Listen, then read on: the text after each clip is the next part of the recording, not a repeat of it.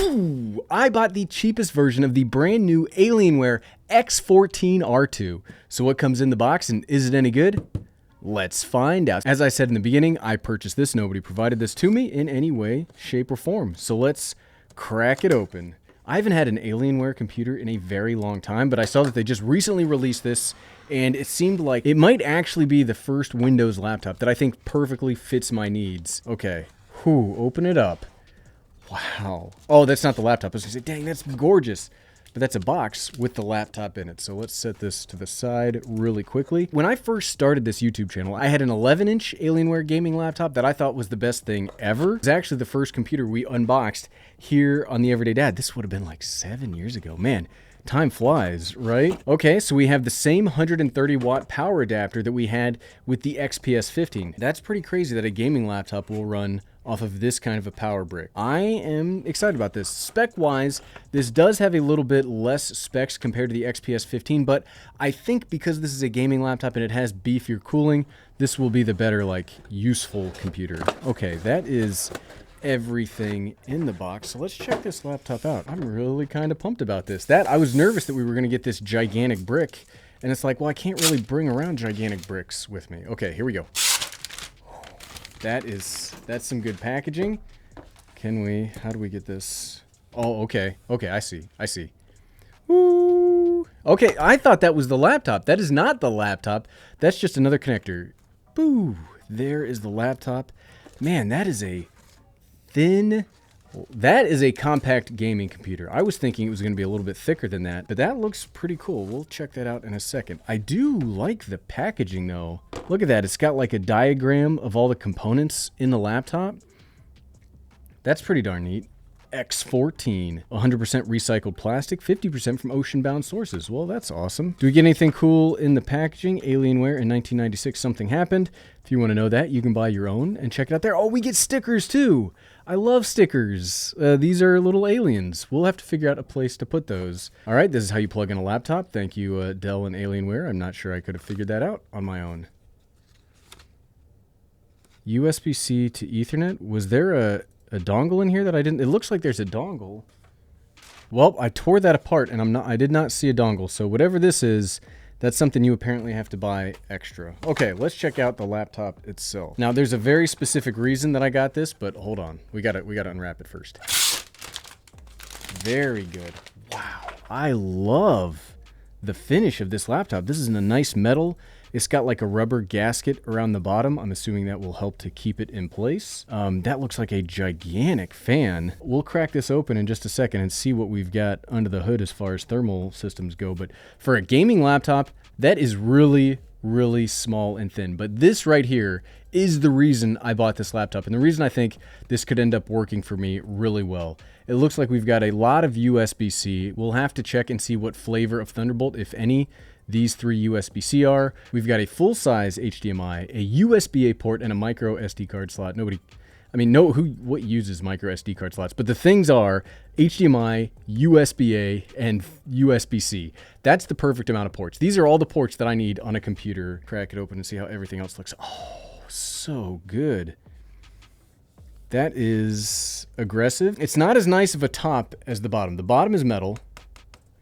The top feels like kind of cheap plastic, and there is a lot of, can you see that? There is a lot of flex to this body. So it was not as expensive as the XPS 15, but it's also not a cheap laptop, and I am that's a lot of flex. Looks like we got some top firing speakers. How do I know that? You can see the speakers inside of the grill there.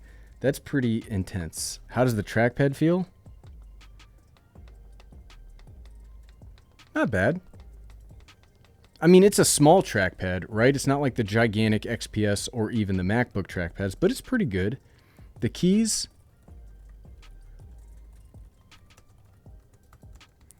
they feel not terrible. They feel a lot like typing on the XPS. We get the full function row set up here. It's spread out pretty well. Again, this is a 14-inch laptop, so I'm not expecting like a full-size number pad, so functionally wise, it's okay. The nice part about this plastic on top is it's smooth on the end, so my wrists can settle on here pretty nice and not feel like there's a pressure being put onto them from that. The bezels of the screen are not terrible. They're not bad by any stretch of the imagination. It looks like we got a nice big cutout there for the camera. We get Windows Hello inside of here. That'd be pretty nice. I really like Windows Hello. There's a little bit of LED behind the keys there. That's pretty nice. I remember before Dell bought Alienware, when I was a kid, Alienware was like the thing. You wanted a gaming computer, you got an Alienware. This was before the pre-built craze, right? I wanted an Alienware so bad as a kid. It's like from Step Brothers, right? Imagine if we had this when we were 10. Well, now we've got it when we're 40. I did get the version with the i5. I'm not that big in buying laptops, especially Windows laptops with super beefy processors, because a lot of times thermally they can't hold up. So why would I buy a small portable laptop that has like a 12-core i9 in it, right, XPS? Okay, this does have Windows Hello. I really like that. Even a gaming laptop should have Windows Hello. I think all computers need to have this biometric, this face biometric unlocking feature. Okay, you're all set. Look, smiley face. Is that me? Am I the smiley face? The display, I mean, the display's fine. It's not like some kind of high-end gaming panel that you're gonna get in a budget version of the laptop like this, but let's see what we've got in here. So system, all right, we've got the 13th generation Intel Core i5, 13420H, 8 core. Sounds like it's gonna be a pretty sweet little CPU.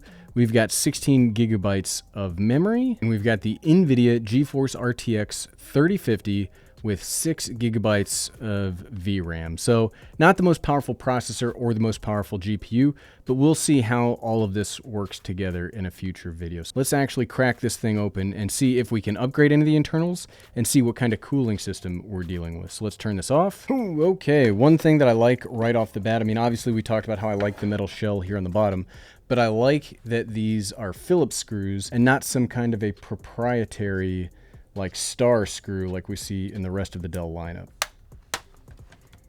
What do we have to deal with here? So one thing to note, only the 2 back screws came out. The other screws have retaining little like washers on them, so they will not be coming out of here. Inside, we've got an 80.5 watt-hour battery.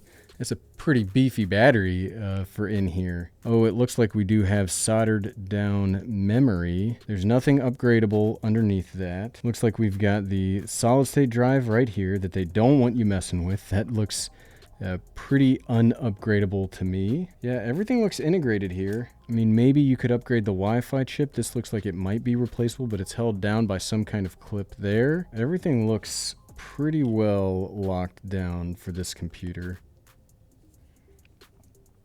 Yeah, I don't want to mess with this stuff too much, but I'm not seeing any kind of upgradable components in here. One of the nice things, though, that I'm seeing is it looks like the motherboard itself is kind of lifted up.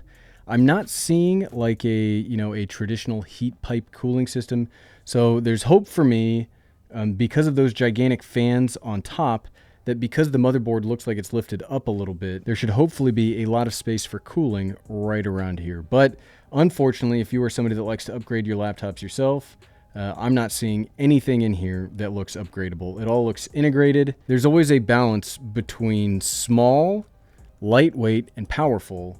Well, if you want companies to be able to do that, sometimes they got to integrate stuff to make it as best as possible. Okay, so initial impressions of the Alienware x14 R2. Build quality-wise, I'm actually pretty impressed. I think for the price point, it's built okay. It would probably be in the middle of the pack for what I would consider build quality for the $2,000 I spent on this laptop. I like the metal chassis around the outside. I do not like the plastic topper. I like all of the functionality from the ports here at the back.